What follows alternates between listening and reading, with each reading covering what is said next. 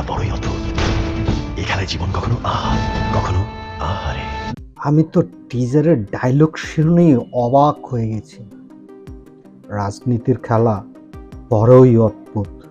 এই খেলায় জীবন কখনো আহা, আবার কখনো আহারি। ক্ষমতাবান মানুষদেরই ক্ষমতাবান সূত্র তৈরি করার ক্ষমতা থাকে।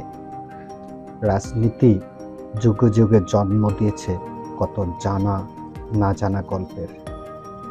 এক কথায় ফাটিয়ে দেওয়ার মতো কিছু ডায়লগ, যা আপনারা পাবেন অপূর্বর নতুন নাটক ডার্ক জাস্টিসে। বছর শেষে তো পথে হবে দেরি নাটকটি দিয়ে অপূর্ব একদম ফাটিয়ে দিয়েছে, কিন্তু বছরের প্রথম দিকে আবারও নাটকের জগতের রাজা আবারও হাজির হচ্ছেন তার স্বমহিমায় ডার্ক জাস্টিস নাটকটি দিয়ে। এক কথা অন্যরকম একটি নাটক আমরা পেতে চলেছি, যেটাতে থাকবে রাজনীতি, থ্রিলার, সাসপেন্স আরও অনেক কিছু, যা এক কথা বলা যায় অপূর্বর সাথে যায়।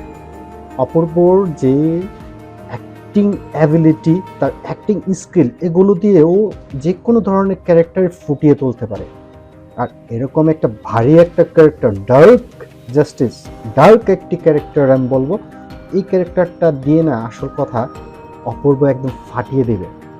আর এছাড়া কিন্তু এই নাটকে কিন্তু স্টার কাস্টিংয়ের কোনো অভাব নেই।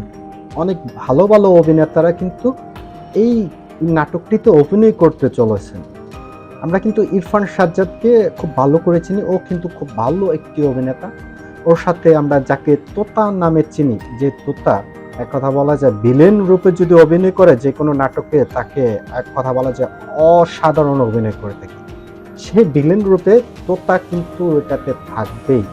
তাছাড়া মনিরা আছে, আরও অনেক কাস্টিং আছে, এক কথা বলা যায় অনেক কাস্টিং নেওয়া হয়েছে এটাতে। আর এই নাটকটি আমার মনে হয় 2024 সালে সেরা নাটক হিসেবে প্রথমেই তার একটি রেকর্ড গড়তে চলেছে, যেটা আমার মনে হয় না বছর শেষে আর কেউ ভাঙতে পারবে।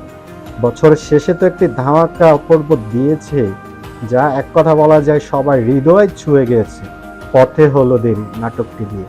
আর বছরের শুরুতেই আমরা কিন্তু যে একটি ট্রিজার রিলিজ অথবা পোস্টার রিলিজ পেয়েছি অপূর্বর, অসাধারণ। ডার্ক জাস্টিসের যে পোস্টার অথবা ব্যানারটা রিলিজ হয়েছে, সেটা দেখে আমরা মুগ্ধ হয়ে গেছি।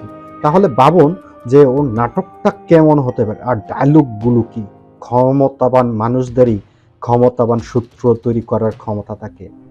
রাজনীতি যুগে যুগে জন্ম দিয়েছে কত জানা না জানা গল্পের।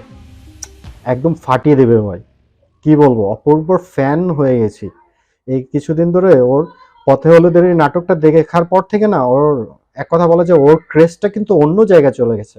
এই ক্রেজটাকে ধরে রাখতে হবে, আর অপূর্ব সেটা পারে। অপূর্ব যখনই কামব্যাক করে, এমনভাবে কামব্যাক করে যে তার ধারে কাছেও কেউ থাকতে পারে না। অসংখ্য ধন্যবাদ অপূর্বকে। ভালো থাকবেন সবাই, আর অবশ্যই আমার ইউটিউব চ্যানেলটিকে সাবস্ক্রাইব করে দেবেন।